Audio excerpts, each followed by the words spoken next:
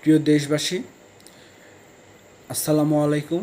হিন্দু ভাইদের আদাব এবং অন্যান্য ধর্মাবলম্বী ভাইদের আমার আন্তরিক শুভেচ্ছা।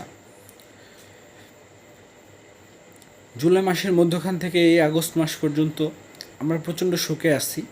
শুধু আমি না, জাতীয় শোকের মধ্যে থাকার কথা, কারণ আমরা অনেক ভাইদের অনেক ভাইরা আমাদের শহীদ হয়েছেন।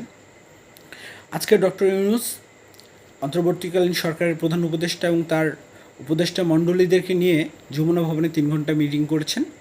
এই মিটিংয়ে তিনি সিদ্ধান্ত নিয়েছেন যে শোক দিবসের জাতীয় ছুটি 15 আগস্টের শোক দিবসের জাতীয় ছুটি বাতিল করা হবে এবং সেই সাথে তিনি শহীদদের জন্য শোক দিবস জানিয়েছেন এবং শহীদ পরিবারদের জন্য কিছু কাজ করার গ্যাজেট জারি করেছেন। তো আমার প্রশ্ন হলো, আপনি কি এই গ্যাজেটের মধ্যে কোথাও বঙ্গবন্ধু শেখ মুজিবুর রহমানকে মেনশন করতে পারতেন না? জাতির এই ক্রান্তিলঙ্ঘে হয়তোবা সবারই কাজে যাওয়া দরকার, ছুটি বাতিল করলেন, কিন্তু আপনি কি আলটিমেটলি ডিনেই করলেন না শেখ মুজিবুর রহমানের পরিবারের হত্যাকাণ্ডকে, শিশু রাসেলের হত্যাকাণ্ডকে? আপনার মনে রাখা উচিত ছিল যে আপনার হয়তোবা শেখ হাসিনা সরকারের সাথে সমস্যা, কিন্তু বঙ্গবন্ধু শেখ মুজিবুর রহমান শুধু আওয়ামী লীগকে রিপ্রেজেন্ট করে না, সে গোটা বাংলাদেশের মানুষকে রিপ্রেজেন্ট করে। যারা একদম খেটে খাওয়া মজুর মানুষ থেকে শুরু করে সকল স্তরের মানুষকে সে গোটা বিশ্বের কাছে শেখ মুজিবুর রহমান রিপ্রেজেন্ট করে। আপনি কি তাকে মূল্যায়িত করলেন?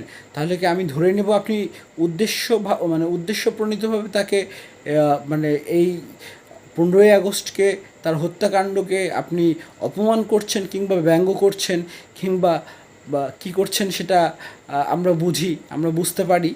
আপনার রাষ্ট্র সংস্কারের প্রথম দিকেই এইরকম হিংসাত্মক মনোভাব সত্যি আপনার মতো একজন জ্ঞানী মানুষের কাছে আশা করি নাই। ভেবেছিলাম মেধাবী ছাত্ররা হয়তোবা আসলেই সত্যিই একজন সঠিক মানুষকে বুঝিয়েছেন, কিন্তু সেই মানুষটি যে এত হীনমন্যতার হবে এটা ভেবে সত্যিই অবাক হয়েছে। আর যেখানে থাকলো ছাত্র বন্ধুগণ এবং মেধাবী ছাত্ররা, আপনারা অবশ্যই আমাকে জানাবেন আপনাদের এই বিষয়ে কী মনে হয় যে বঙ্গবন্ধু শেখ মুজিবুর রহমান জাতির স্থপতি, বাংলাদেশের জন্য যা করে গেছেন, 14 বছর তার জীবনে জেল খেটেছেন, তার অল্প বয়সের জীবনে সে দেশের জন্য কতটুকু ত্যাগে ছিলেন, কতটুকু করেছেন এটা আপনারা সবাই জানেন, এবং তার হত্যাকাণ্ড কতটা নির্মম ছিল সেটাও আপনারা জানেন।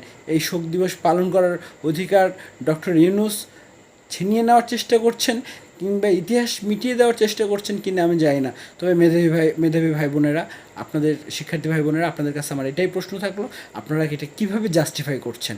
জানার আগ্রহ থাকলেও মতামত জানাবেন। ধন্যবাদ সবাইকে।